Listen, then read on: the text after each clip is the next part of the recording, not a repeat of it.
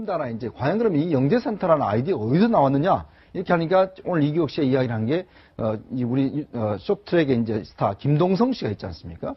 김동성 씨, 장시호 씨하고 좀 아는 모양이에요. 네. 두 사람의 이제 관계가 조금의 불륜 관계다. 뭐 이런 관계가 있으면서 김동성 씨가 아이디어를 줘서 그걸 만드는 것이 아닌가라고 느꼈다. 이렇게 또 이제 법정에서 폭로를 한 거예요. 네. 그러다 보니 결국은 이 세 사람과의 관계가 그러면 이게 복잡하게 얽혀진 거죠. 그러니까 네. 이 동계 스포츠 영재사 만들면서 실제로 이제 장시호 씨가 막 주도를 했지만 거기에 이규혁 씨의 어떤 책임을 또 장시호 씨한테 넘기고 또 첫 번째 이 아이디어를 또 김동성 씨한테 넘기고 등등 이런 복잡한 서로 간의 책임 공방 이게 이제 어제 재판에 상당히 진행이 됐습니다. 이거 하나 반드시 짚어봐야 될 것 같은데요. 사실 헌재 변론에서 고영태 씨와 최순실 씨의 관계를 가지고 얘기를 했고 그리고 국정농단과 관련한 서울중앙지법 재판에서 다시 또 이규혁 씨는 김동성 씨와 장시호 씨의 관계에 대해서 이야기를 하는데 사실 사건 본류와는 관계가 별로 없어 보이는데 왜 자꾸 이런 그 진술들이 나오는 걸로 봐야 되는 겁니까? 그러니까 가장 기본적으로는 원래 의도 자체는 그 사람들이 하는 말 자체의 신빙성을 떨어뜨리기 위한 것이겠죠. 네. 그리고 이제 고영태 씨와 같은 경우에는 이제 전체적으로 뭐 태극기 탄핵에 반대하는 그런 분들 같은 경우 이 사건 전체가 고영태 씨의 어떤 주도하에서 이루어진 거대한 사기극이다 이런 주장도 하고 있지 않습니까? 그래서 헌법재판소에서 그런 논리를 펴고 있는 거고 이제 어제 형사재판 같은 경우에는 장시호 씨는 네. 사실은 이 동계 스포츠와 직접적인 연관이 있는 사람은 아니잖아요. 네. 거기서 누구 사람을 모을 수 있는 사람도 아니고 아이들을 가르칠 수 있는 역량이 있는 것도 아니고 그렇기 때문에 누군가 반드시 그 스포츠 센터와 관련된 직접적인 일을 할 사람이 있어야 되는데 그 주도원 역할을 받았던 것이 법원이 보기에 지금 이규혁 씨가 아닌가라고 보고 있는데 네. 이규혁 씨는 거기서 빠져나가기 위해서 나 말고 원래 이거를 다 만들었던 사람이 있고 그 사람이 김동성이라는 사람을 얘기를 하면서 그러면 왜 그럼 두 사람을 이렇게까지 해야 하느냐에 관해서 자기의 말의 신빙성을 높이기 위해서 두 사람이 굳이 그렇게까지 저도 말을 해야 되는지 모르겠는데 그냥 김동성 씨랑 먼저 했다라는 얘기만 해도 좋을 것 같은데 어떻게 보면 자기 말의 신빙성을 높이기 위해서 특수한 관계라서 원래는 두 사람이 이거를 하려고 했던 건데 관계가 멀어졌고 나는 이미 짜있는 구조 속에 뒤에 들어가서 그냥 실무만 했을 뿐이다. 이런 식의 주장을 한 것입니다. 네. 이 전체적인 구조가 지금 얘기하듯이 바로 서로 빠져나가기 위한 작전이에요. 네. 그러니까 무슨 얘기냐면 이규혁 씨는 자 이규혁 씨가 거기 전무 아닙니까? 전무에서 실질적으로 그러니까 장시호 씨 주장에 따르면 실질적으로 뭐 금전 관계나 이런 걸 이규혁 전무가 거기서 그 다 결제하고 그랬다는 거거든요. 근데 장시호 씨 얘기는 그게 아니고 그러니까 자기는 하여튼 거기에 그 별로 크게 관여한 것이 없고 이규혁 전무가 다 했다는 것이고 이규혁 씨에게는 그게 아니고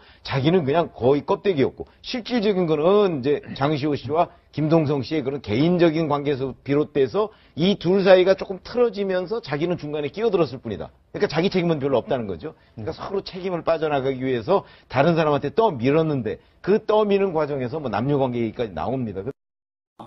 박근혜가 온다고 하면, 예. 조순재도. 예. 그러면 박근혜가 방에 쏙 들어가고. 네. 어느 방이요?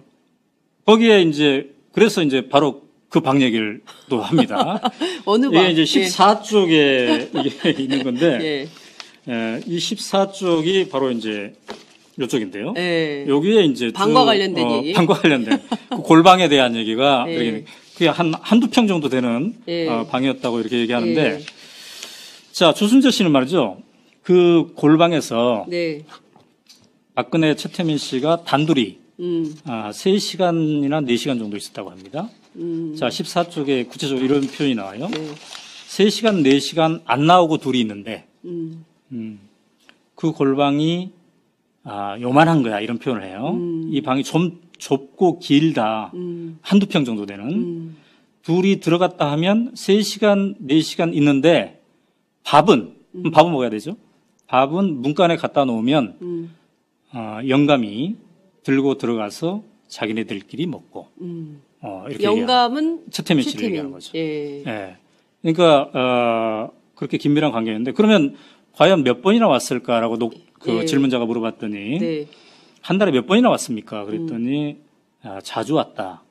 이런 표현을 이렇게 하더군요. 네. 근데 회의를 했을까요?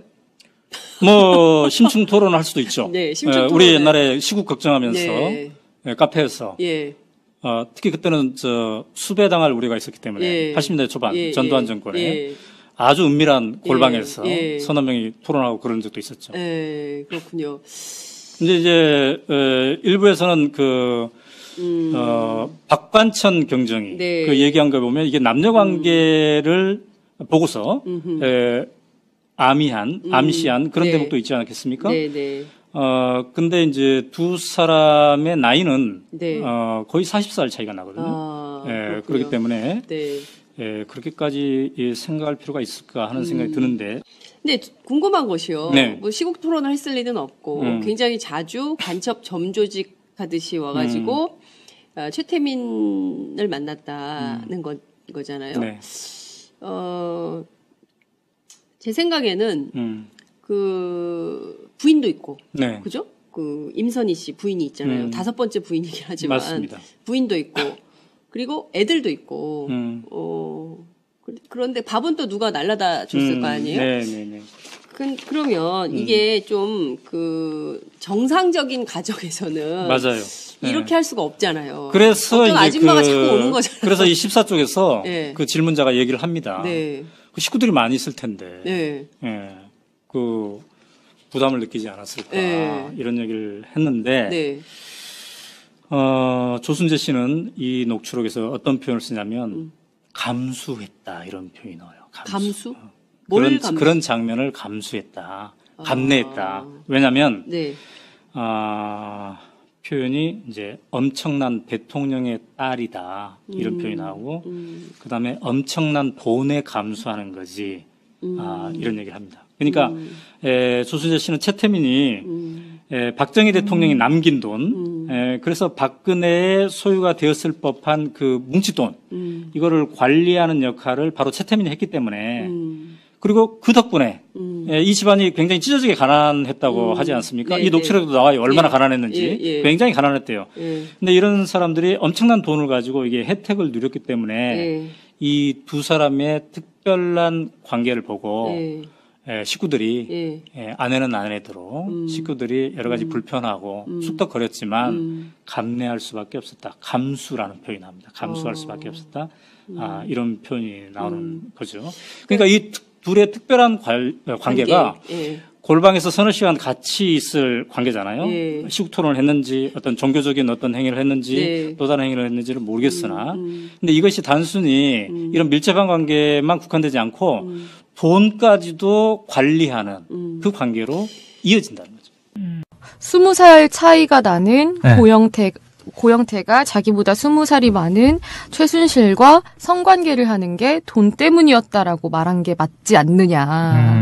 그리고 나서 나중에 사이가 틀어지지 않았느냐. 그리고 또 그 이유 중에 하나로 고영태 집에 갔는데 젊은 여자가 뭐 발가벗은 뭐 그런 모습으로 자고 있었고 네. 그걸 본 최순실이 막 짐을 싸들고 나왔다.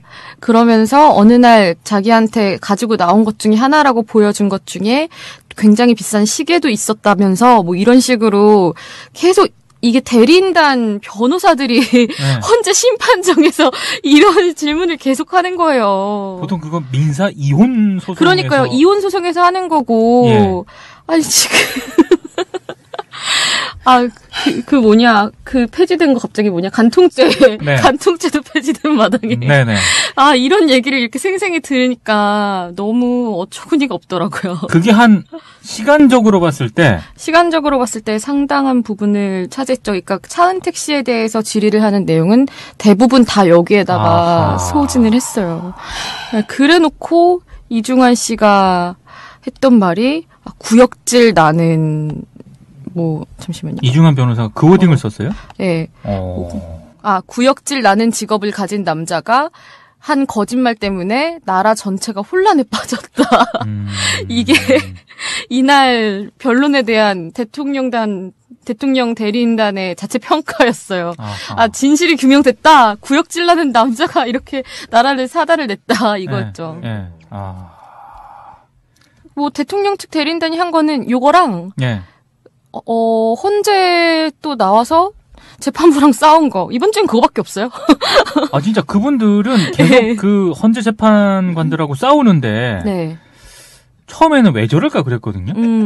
근데 나중에 보니까 그 꼼수가 그냥 본인들도 이제 꼼수라고 하기에는 그렇고 그냥 드러내더만요, 아예. 예.